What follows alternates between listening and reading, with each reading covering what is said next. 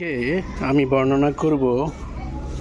আমার আগের ভিডিওতে আমি বলেছিলাম যে ইউরোপে আমার 17 মাস হয়ে গেছে, যেতে পারছি না। ফাইল জমা দিয়েছি প্রায় 17 মাস, এখনও কোনো খোঁজ নাই, তেমন কোনো খবর নাই। এজেন্সি তেমন কোনো খবর দিতে পারতেছে না, এটা হচ্ছে সবচেয়ে বড় কারণ। তারপর এজেন্সিকে বললাম, তাহলে আপনারা কি করেছেন যে এতদিন পর্যন্ত আপনারা একটা অনলাইন পেপার দুইবার দিয়েছে তারা অনলাইন পেপার, কিন্তু একবারও তারা পারমিট বের করতে পারে নাই। তো ইউরোপের ব্যাপারটার মধ্যে এক এক দেশের এক এক নিয়ম। ক্রোয়েশিয়ার নিয়মটা হচ্ছে এরকম, পুলিশ ক্লিয়ারেন্স অ্যাটেস্টেশন করাতে হয়, বাংলাদেশ এমবিসি থেকেও করাতে হয়, দিল্লিতে ক্রোয়েশিয়ান এমবিসি থেকেও অ্যাটেস্টেশন করাতে হয়। এটাতেও সময় লেগে যায় 15 থেকে 20 দিন। অ্যাটেস্টেশনের জন্য আবার 15,000 টাকা দিয়েছিলাম তাদেরকে। তো অ্যাটেস্টেশন করার পরে তারা ডকুমেন্ট জমা দিয়েছে। প্রথমবার শুনেছিলাম তারা যেটা বলেছে যে সেপ্টেম্বর মাসের দিকে, এটা হচ্ছে 2023 সালের সেপ্টেম্বর মাসে তারা প্রথম পারমিটের জন্য আবেদন করে।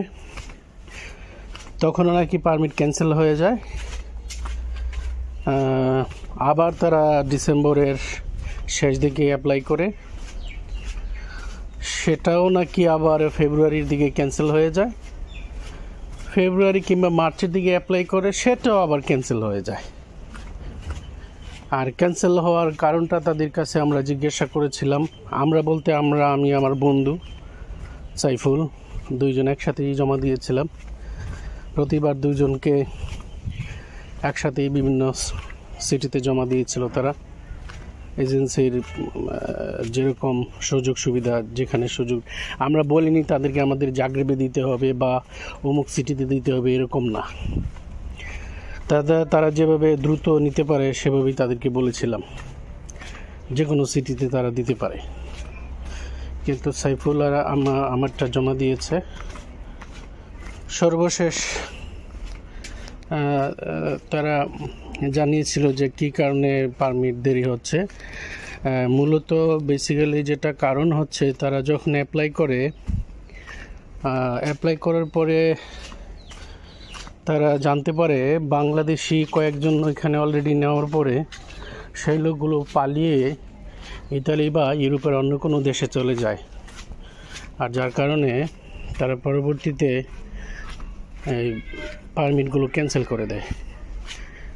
এরকম প্রায় 3 বার হয়েছে এবং এজেন্সি বলেছে এটা। আমরা তো আর তদন্ত করে দেখি নাই, সেজন্য আমরা বলতে পারবো না। এজেন্সি বলেছে যে প্রতিবারই এরকম হয়েছে যে বাংলাদেশি যারা পূর্বের ওয়ার্কার ছিল বা যারা নতুন গিয়েছে, কোনো কোম্পানিতে তারা লোক এয়ারপোর্ট দিয়ে তারা পার হয়েছে, কিন্তু কোম্পানির লোকের সাথে দেখা না করে তারা টিকিট কেটে অন্য দেশে চলে গেছে, যার কারণে পরবর্তী ওয়ার্ক পারমিটগুলো তারা আর দেয়নি।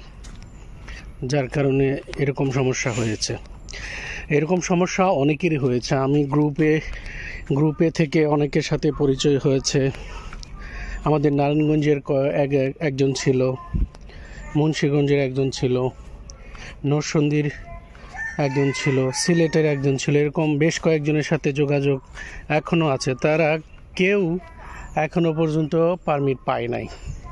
এর মধ্যে নরসিংদীর যেই ছেলেটা জমা দিয়েছে, তারা জমা দিয়েছে আমাদের চেয়েও আরও 3 মাস আগে থেকে, কিন্তু তারও এখনও পর্যন্ত পারমিট বের হয় না।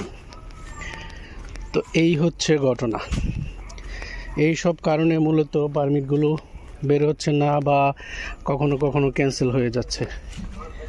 এই যে একটা সমস্যা, আমরা আমাদের পূর্বের যারা বাঙালি, আপনাদেরকে অনুরোধ করি, আপনারা যেখানে কাজের বিষয়ে যাবেন কমপক্ষে মিনিমাম 6 মাস যদি আপনারা কাজ করেন, তাহলে পরবর্তীতে যেই লোকগুলো নিবে বাংলাদেশ থেকে, তাদের ভিসাগুলি খুব সহজে হবে, স্মুথলি হবে, এবং বাংলাদেশ হিসাবে একটা সুনাম আপনাদেরও হবে, আমাদেরও হবে।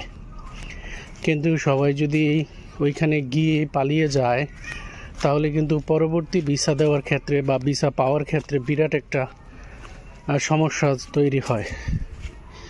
তো এই সমস্যা থেকে আসলে আমাদের যারা সিনিয়র, বিশেষ করে যারা আগে ইউরোপে গিয়েছেন, তারা আসলে এই সমস্যা থেকে আমাদেরকে মুক্ত করতে পারেন। সবাই যদি গিয়ে এভাবে পালিয়ে যায় তাহলে তো ভিসা পরবর্তীতে দিতে তাদের বিশাল ঝামেলায় পড়তে হবে। তো অনেকেই প্রচুর লোক টাকা পয়সা দিয়েছে, জমা দিয়ে তারা ভিসার অপেক্ষায় আছে, কিন্তু ভিসা হচ্ছে না, হবে এরকম একটা অবস্থা। আবার এজেন্সি সেগুলো ফেরতও দিচ্ছে না, ডকুমেন্টস তারা নিজেরা নিয়ে নিয়েছে, এখন তারা টাকাও ফেরত দিবে না। এই যে একটা আশঙ্কা, এই যে একটা সমস্যা সৃষ্টি হয়েছে, শুধু আমাদের যারা পূর্বেকার যারা আছেন তাদের জন্যই এই ঘটনাটা হচ্ছে। মূলত যারা গিয়ে ওইখানে থাকেন না, বা অনেকেই মনে করেন যে ওইখানে যাওয়ার পর সাথে সাথেই টিকিট কেটে আপনার আত্মীয় স্বজন পরিচিত জনের কাছে চলে যাবেন। তো এরকমটা করলে কিন্তু পরবর্তী আরও যারা বাংলাদেশি আছেন তাদের ভিসার ক্ষেত্রে সমস্যা তৈরি হয়। সুতরাং দয়া করে অনুরোধ করছি, আপনারা এই ধরনের কাজ থেকে বিরত থাকবেন। বাংলাদেশি বাইরে যাতে বৈধভাবে ইউরোপ যেতে পারে সেই সুযোগটা আপনারা করে দিবেন।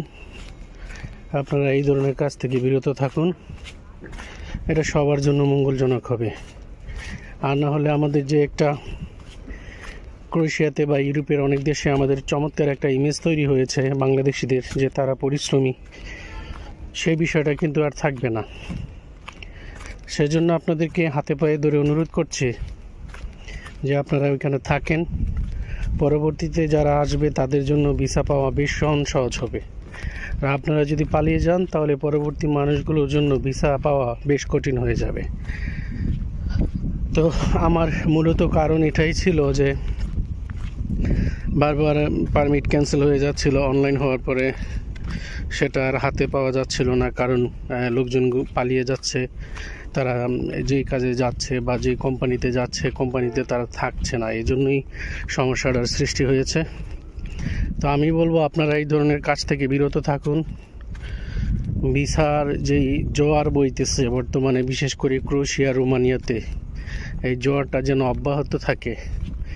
আপনারা কেউ পালাবেন না, দয়া করে আপনারা ক্রোয়েশিয়াতে বা রোমানিয়াতে, বুলগেরিয়াতে থাকার চেষ্টা করুন। সার্বিয়াতে অনেক লোক যাচ্ছে, তারপরে মিডল ইউরোপের অনেক দেশগুলোতে যাচ্ছে। আপনারা সেখানে দয়া করে থাকার চেষ্টা করবেন। আপনারা যদি পালিয়ে যান তাহলে পরবর্তীতে ভিসা পেতে যারা অপেক্ষা করছে, লাইনে আছে, পাইপলাইনে আছে, তাদের জন্য ভীষণ কষ্ট হবে। সবাইকে শুভেচ্ছা ও ভালোবাসা জানিয়ে আজকের মতো এখানেই শেষ করছি। পরবর্তীতে কেউ কিছু জানতে চাইলে আপনারা কমেন্ট করে কোশ্চেনটা বলে যাবেন, তাহলে পরবর্তীতে উত্তর দিতে সহজ হবে। ধন্যবাদ সবাইকে।